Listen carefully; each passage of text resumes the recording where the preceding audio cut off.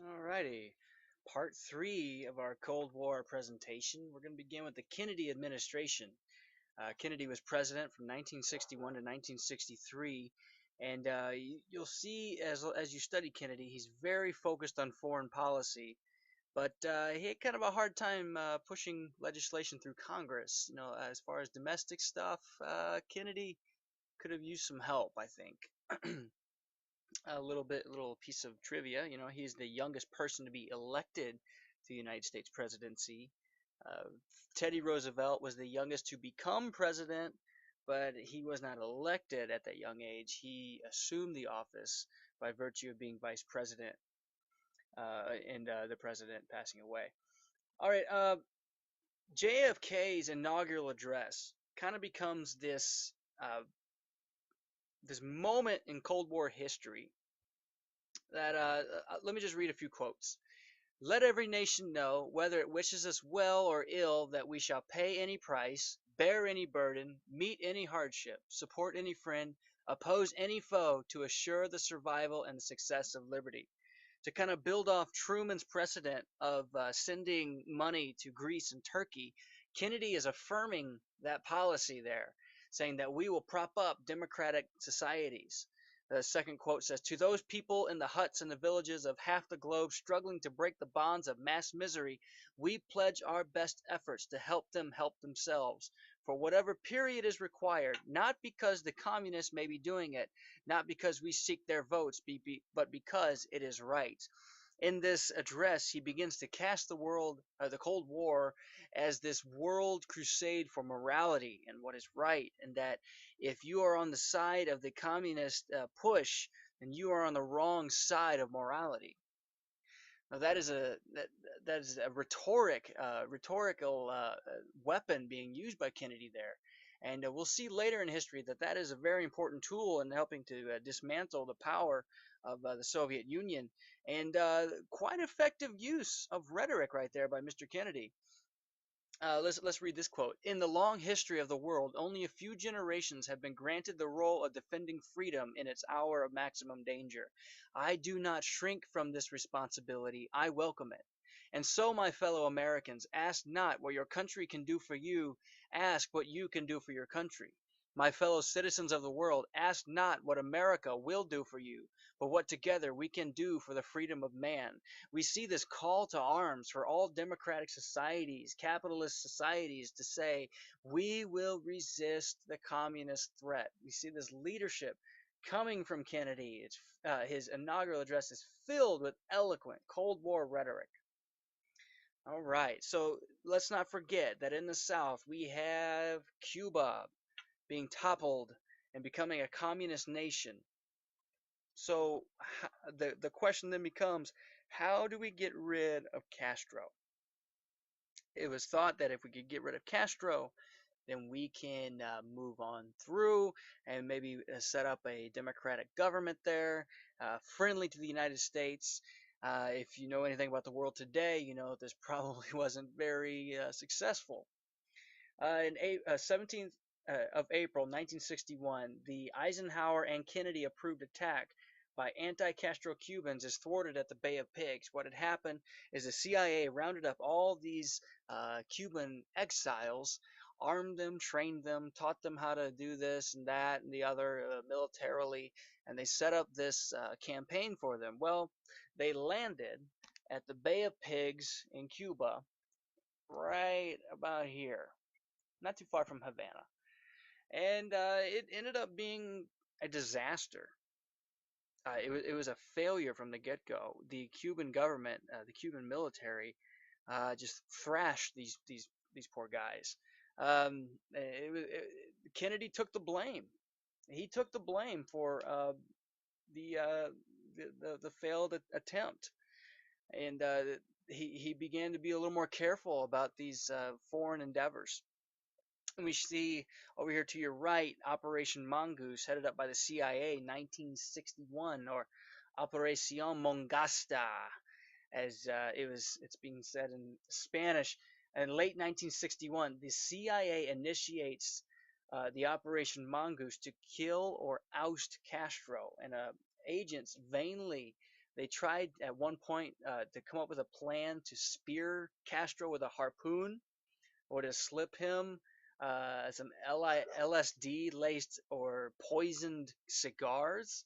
And at one point, they wanted to get this anti beard powder in his boots so that the powder would be absorbed through his skin into his blood system and make his beard fall out. Uh, they even tried maybe to come up with an idea of convincing him to don an explosive wetsuit.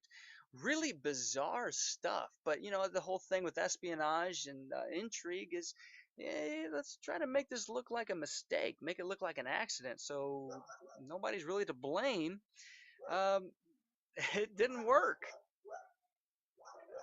Sometimes these things, in an attempt to stay neutral or kind of in the background, you lose a lot of effectiveness.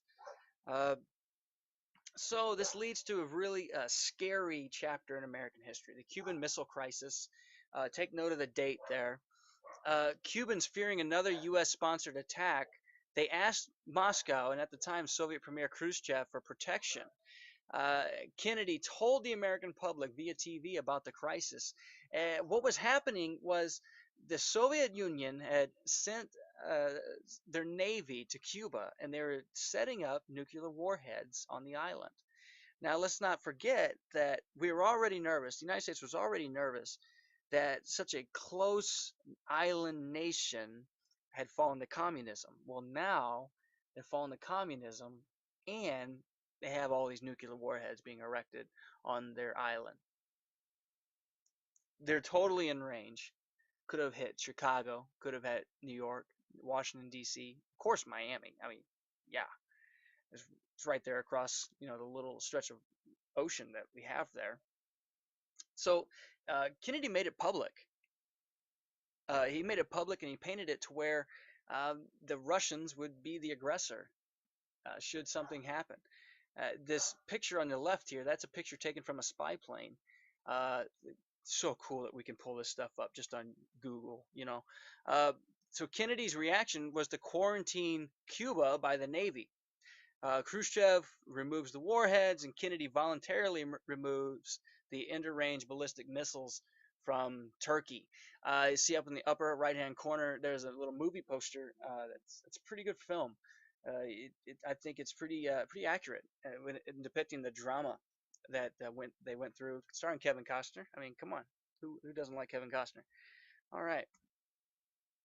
And Kennedy is assassinated November 22nd, 1963, Dallas, Texas.